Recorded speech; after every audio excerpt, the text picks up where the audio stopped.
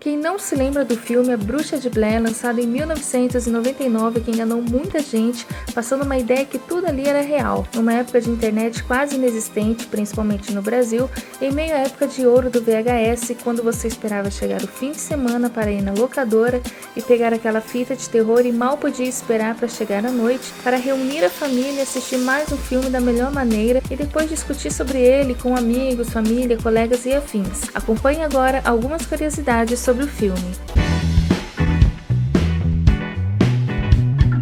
Em 1997, Eduardo Sanches e Daniel Myrick mandaram 3 atores desconhecidos para improvisar um filme de terror na floresta se filmar. O conceito era praticamente inédito e não seria nada fácil de realizar. Porém, 2 anos depois, Sanches e Myrick tinham sucesso nas mãos com A Bruxa de Blair, que inspirou um novo subgênero de terror, o Found Footage, e se tornou um dos mais icônicos filmes de todos os tempos. Feito com um orçamento de apenas $60 mil, o filme estreou no Sundance em 1999. Apenas 2 horas depois da sessão da meia-noite no festival, os jovens diretores venderam o longa para a Artisan Entertainment por $1 milhão.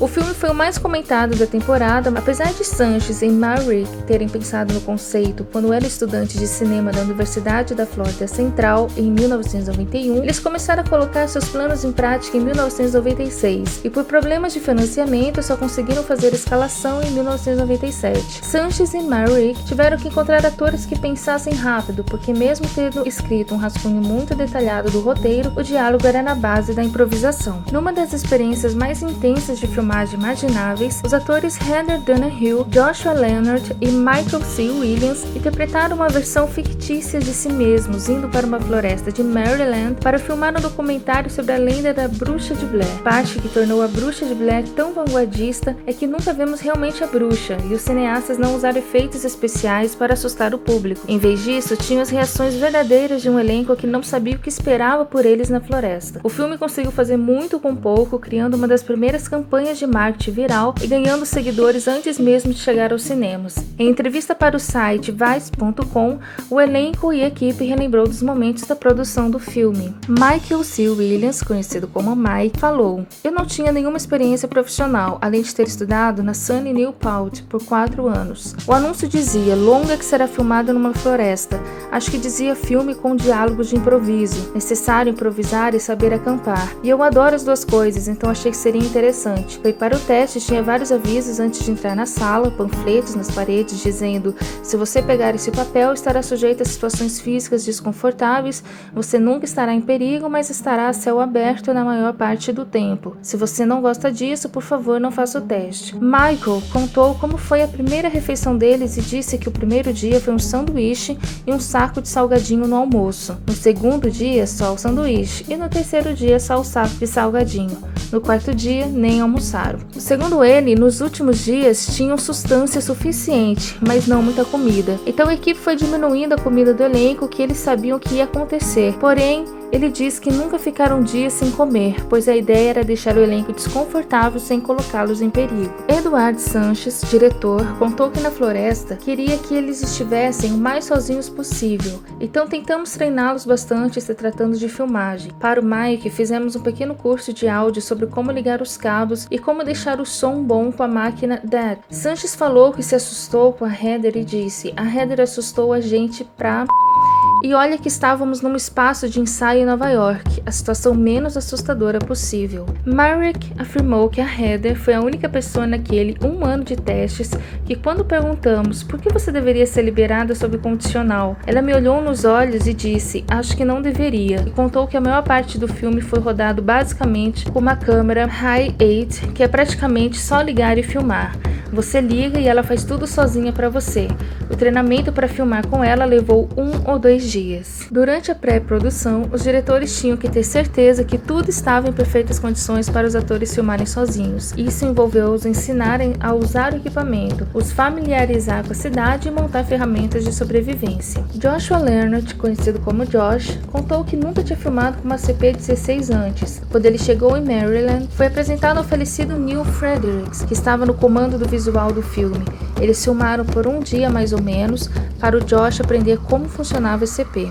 Mas mesmo assim ela acabou estragando algumas filmagens, toda a conversa no filme sobre pés versus metros depois que saíram da casa da Mary Brown foi real. O Josh havia percebido que tinha errado os cálculos na medição e a filmagem provavelmente ficou fora de foco. O elenco recebeu revistas de 1994 para eles lerem o que estava acontecendo. Para Heather, fizeram um trabalho na mitologia. Ela recebeu uma história mais detalhada porque sentiam que ela precisava saber muito mais sobre a bruxa de Blair do que os caras. As filmagens começaram em 23 de outubro de 1997 em Montgomery County, Maryland. Na maioria das vezes, só comunicava se algo dava errado ou se tinha uma grande dúvida e precisava ser respondida imediatamente. Merrick afirmou que eles sabiam quando chegavam no acampamento com ajuda com GPS, quando viam uma caixa de leite com uma bandeira de bicicleta enfiada onde eles deveriam montar a barraca e passar a noite. Dentro da caixa de leite tinha uma pequena lata de filme com as notas de direção para cada um. Segundo Williams, as cenas eram dirigidas por bilhetes deixados em latas de filme 35mm pela floresta. Então eles tinham um GPS programado pelos produtores e diretores, mapeado todas as locações. Eles programavam os chamados pontos de chegada para 8 dias. Em cada um desses pontos, eles olhavam o GPS que dizia ponto de chegada 3, ponto de chegada 4 em 3 km. Então era só olhar para a bússola e no próximo ponto de chegada era onde um evento deveria acontecer. O ator Leonard lembra que na noite em que ele deveria assumir, os diretores deixaram um bilhete dizendo para esperar todo mundo dormir e sair de fininho da barraca. E o papel dizia: se alguém acordar, diga que você precisa mijar e saia o mais rápido possível. Depois que Leonard saiu, Ed, Dan e Greg estavam esperando por ele. Eles o colocaram no carro e disseram que ele estava indo para casa. Merrick falou também que foram 8 dias de filmagem onde eles estavam realmente acampando na floresta, que isso foi pensado para pressioná-los para dar respostas verdadeiras e, com o tempo, meio que racionaram a comida, e que eles riam de uma coisa que o Greg falou para os atores. Ele disse algo do tipo: sua segurança é nossa maior preocupação, seu conforto não. Merrick falou sobre o monólogo de Heather, uma das cenas mais icônicas do gênero. Ele disse o seguinte: precisávamos de um momento onde, depois que o Josh some, ela finalmente percebe que fez merda. Disse esse momento no roteiro de confissão em algum ponto, onde ela saía sozinha e se despedia. Você diz adeus para sua família, se desculpa como se estivesse num barco no meio do Pacífico, insistindo em uma certa direção e todo mundo falando não, e agora vocês estão afundando. A gente tinha esse momento escrito desde o começo, mas deixamos a Heather pegar a câmera e dissemos: aponte a câmera para você como se fosse um monólogo em selfie, mas diga o que você diria como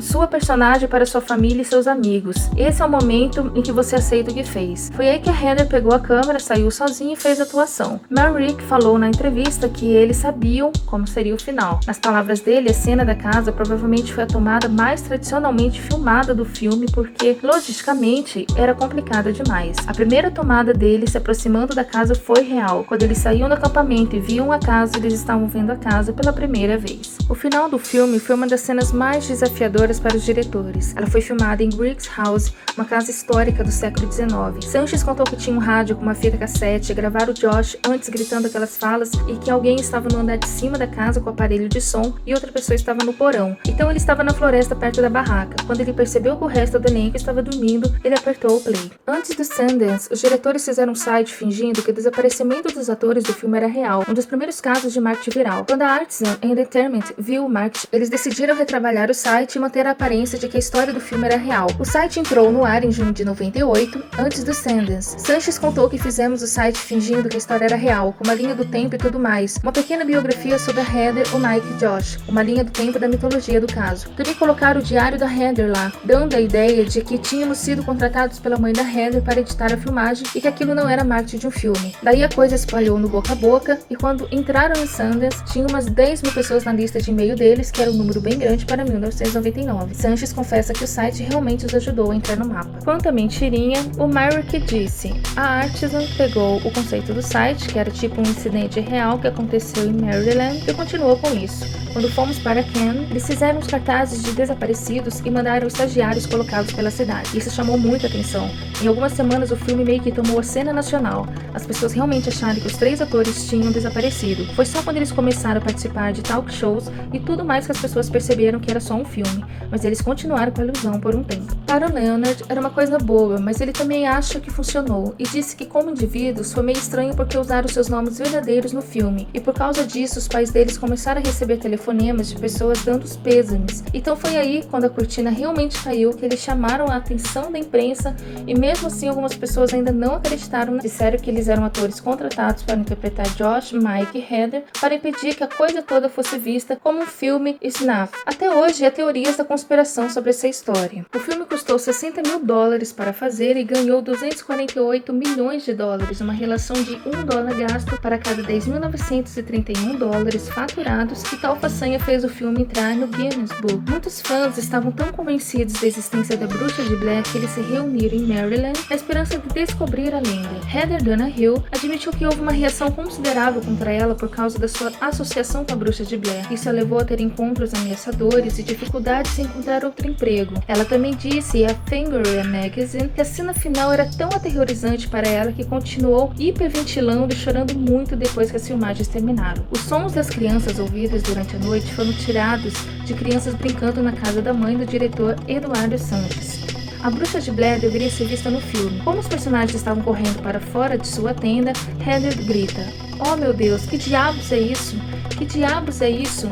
O cinegrafista deveria se deslocar para a esquerda, onde o público veria brevemente uma mulher vestindo um vestido branco à distância, mas o cinegrafista esqueceu de se deslocar para a esquerda e a cena não foi reproduzida. Os diretores colocaram cartazes em uma faculdade local, a tentativa de recrutar estudantes para ajudar a trabalhar nessa produção de baixo orçamento. Apenas uma pessoa respondeu ao anúncio de recrutamento, Patricia DeCoe, que não só retratou Mary Brown, mas também ajudou no departamento de arte.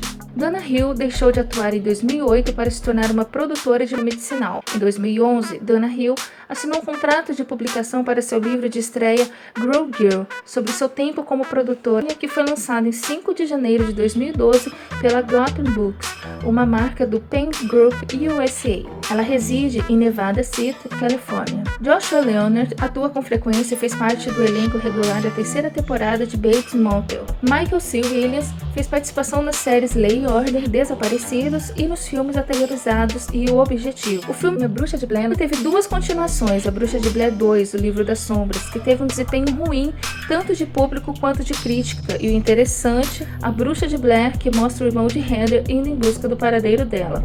E você, ainda tem medo do filme? Não esqueça de se inscrever, ativar o sininho e deixar o seu like.